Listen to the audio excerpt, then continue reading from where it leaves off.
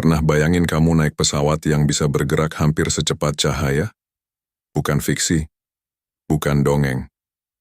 Ini adalah sains dan efeknya. Bakal bikin kamu tercengang. Apa yang terjadi dengan tubuhmu? Waktu, dunia di sekitarmu. Mari kita masuk ke dunia di mana hukum-hukum realitas mulai berubah. Kecepatan cahaya, sekitar 300 juta meter per detik, adalah batas tercepat di alam semesta. Bayangkan ini, dalam waktu 1 detik, cahaya bisa mengelilingi bumi hampir 7,5 kali. Cepat? Bukan cuma cepat. Ini adalah kecepatan absolut. Hukum fisika modern menyatakan tidak ada informasi, materi, atau partikel yang bisa melebihi kecepatan ini. Cahaya dari matahari butuh sekitar 8 menit dan 20 detik untuk sampai ke bumi. Jadi, saat kamu melihat cahaya mentari di pagi hari, kamu sebenarnya melihat masa lalu. Matahari yang kamu lihat adalah matahari 8 menit yang lalu. Tapi, ini baru permulaan. Menurut teori relativitas khusus yang dipublikasikan Albert Einstein pada 1905, semakin cepat kamu bergerak mendekati kecepatan cahaya, semakin aneh dunia fisik mulai berperilaku. Kamu mungkin mengira waktu selalu berjalan stabil, dan panjang benda itu tetap. Tapi ternyata tidak. Ketika kamu melaju sangat cepat, katakanlah 90,99%, bahkan 90,99% dari kecepatan cahaya, dunia mulai melengkung di sekitar pengalamanmu. Waktu tidak lagi berjalan normal. Ia melambat untukmu dibandingkan dengan orang yang diam. Ruang menyusut. Jarak antara 2 titik mengecil drastis dalam arah gerakanmu. Massa tubuhmu bertambah. Semakin cepat kamu melaju, semakin berat kamu jadinya. Ini bukan fiksi ilmiah. Ini adalah konsekuensi nyata dari ruang waktu menurut fisika modern. Dan di titik ekstrem ini, kita mulai menyadari satu hal yang menakjubkan. Realitas itu relatif. Apa yang kamu alami saat bergerak mendekati kecepatan cahaya bisa sangat berbeda dengan apa yang dialami oleh orang lain di dunia diam. Bayangkan kamu punya saudara kembar. Kalian tumbuh bersama, tertawa bersama, berbagi rahasia masa kecil. Tapi suatu hari, kamu menjadi astronot dan ditugaskan dalam misi luar angkasa, misi yang menantang batas kecepatan fisik semesta. Kamu naik ke atas roket yang bisa melaju 99% kecepatan cahaya, dan mulai perjalanan menjelajahi galaksi. 5 tahun berlalu menurut jam di dalam roketmu. 5 tahun di mana kamu masih merasa muda, kuat, dan tak banyak berubah. Tapi ketika kamu kembali ke bumi, kamu disambut oleh kejutan besar. Saudara kembarmu kini terlihat jauh lebih tua. Keriput menghiasi wajahnya. Rambutnya memutih. Bahkan dunia sudah berubah. Teknologi, cuaca, dan bahkan sejarah. Karena bagi bumi bukan 5 tahun yang berlalu, tapi mungkin 50. Fenomena menakjubkan ini disebut time dilation, atau pelebaran waktu. Semakin cepat kamu bergerak mendekati kecepatan cahaya, semakin lambat waktu berlalu dari perspektifmu, dibandingkan dengan orang yang tetap diam. Dan ini bukan teori kosong. Pada 1971, ilmuwan melakukan percobaan nyata. Mereka mengambil 2 jam atom yang sangat presisi.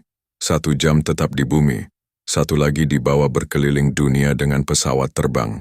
Ketika keduanya dibandingkan kembali, hasilnya menakjubkan. Jam di pesawat benar-benar berdetik lebih lambat. Artinya Einstein benar. Waktu bukan absolut. Waktu bisa meregang, bisa menyusut. Ia bergantung pada kecepatan dan gravitasi. Apa artinya ini untuk kita? Bahwa waktu bukan seperti detik yang berdetak seragam di dinding. Ia seperti gel karet yang bisa ditarik dan ditekan, tergantung seberapa cepat kamu melaju, atau seberapa kuat gravitasi menarikmu. Dan ini membuka pertanyaan besar. Apakah kita bisa melakukan perjalanan waktu? Bukan cuma waktu yang berubah saat kamu melaju mendekati kecepatan cahaya. Tubuhmu juga berubah secara ekstrim. Dalam arah gerakan, tubuhmu mengalami apa yang disebut length contraction, seolah-olah tubuhmu menyusut, memendek, ditekan oleh kecepatan. Dan bukan itu saja. massa tubuhmu bertambah drastis. Bukan bertambah karena makan kebanyakan, tapi karena hukum relativitas berkata, semakin cepat kamu bergerak, semakin berat kamu jadi. Coba bayangkan ini, kamu adalah roket. Saat baru mulai, kamu butuh sedikit energi untuk mempercepat, tapi semakin kamu melaju, semakin besar energi yang dibutuhkan untuk menambah kecepatannya. Dan kalau kamu coba mendorong dirimu lebih jauh, lebih cepat lagi, tiba-tiba kamu menemukan tembok tak terlihat, kecepatan cahaya. Inilah batas yang tak bisa dilewati. Kenapa? Karena saat kamu mencoba mencapai 100% kecepatan cahaya, fisika menunjukkan sesuatu yang mengejutkan. Kamu butuh energi tak hingga, bukan hanya banyak, tapi benar-benar tak terbatas. Dan tak peduli seberapa besar roketmu, seberapa canggih teknologimu, atau seberapa kuat bahan bakarmu, tak ada cukup energi di seluruh alam semesta untuk membuat benda bermassa bergerak secepat cahaya. Inilah sebabnya kenapa cahaya begitu istimewa. Karena partikel cahaya, yaitu foton, tidak punya massa. Dan karena mereka tidak bermassa, mereka bisa melesat di kecepatan maksimal semesta tanpa melanggar hukum apapun. Sementara kita, makhluk yang terbuat dari atom, dari massa, dari materi, hanya bisa mendekati tapi tak pernah menyentuh batas itu. Dan disinilah kita mulai menyadari, alam semesta punya aturan, dan kecepatannya punya harga. Saat kamu melaju mendekati kecepatan cahaya, bukan hanya waktu, ruang, dan tubuhmu yang berubah, tapi juga cara kamu melihat alam semesta. Pandanganmu akan berubah total. Cahaya dari arah depan akan terdorong oleh kecepatannya, menjadi lebih biru dan terang. Fenomena ini disebut blue shift. Panjang gelombang cahaya dipadatkan, membuat sinar dari depan terlihat semakin intens, bahkan bisa menembus spektrum tak terlihat. Sementara itu, cahaya dari arah belakang tertinggal, gelombangnya membentang, menjadi lebih merah, lebih redup. Itulah redshift.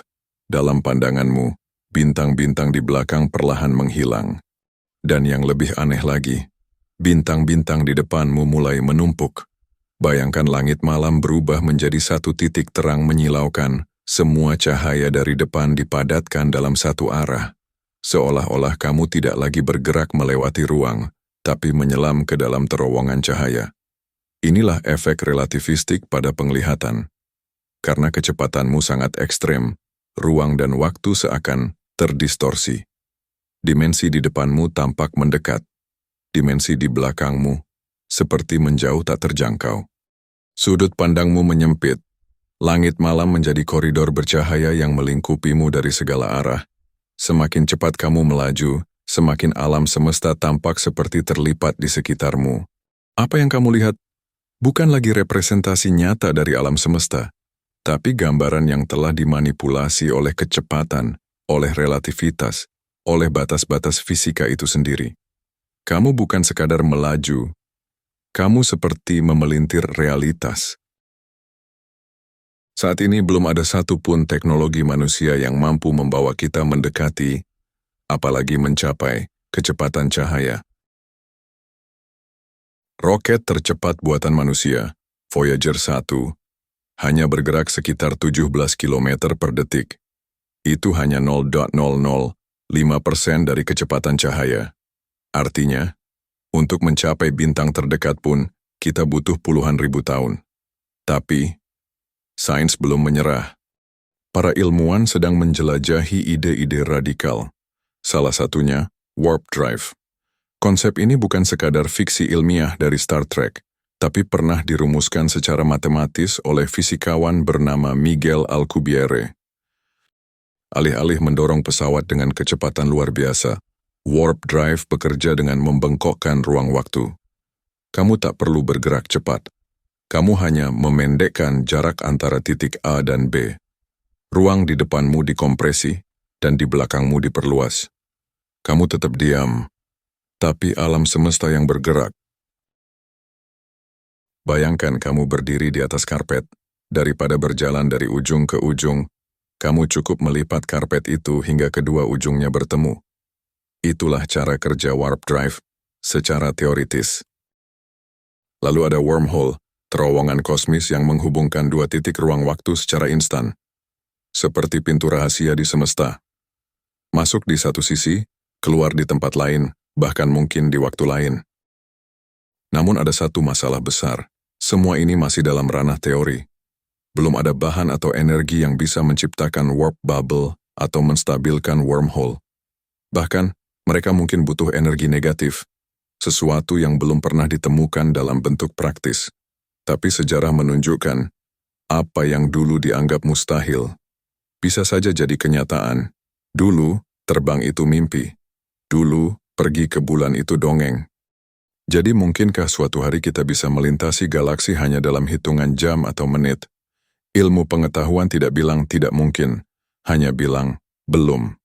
Dan selama masih ada belum, harapan tetap menyala di antara bintang-bintang. Jika kamu bisa bergerak mendekati kecepatan cahaya, kamu bukan cuma bergerak cepat, kamu sedang melawan waktu, ruang, dan bahkan dirimu sendiri. Pertanyaannya adalah, kalau kamu bisa, kemana kamu akan pergi? Dan apakah kamu siap tidak pernah kembali jadi manusia yang sama? Teks layar. Like subscribe jika kamu suka sains yang bikin mikir. Komen. Kalau kamu bisa bergerak secepat cahaya, kamu mau ngapain? Yau.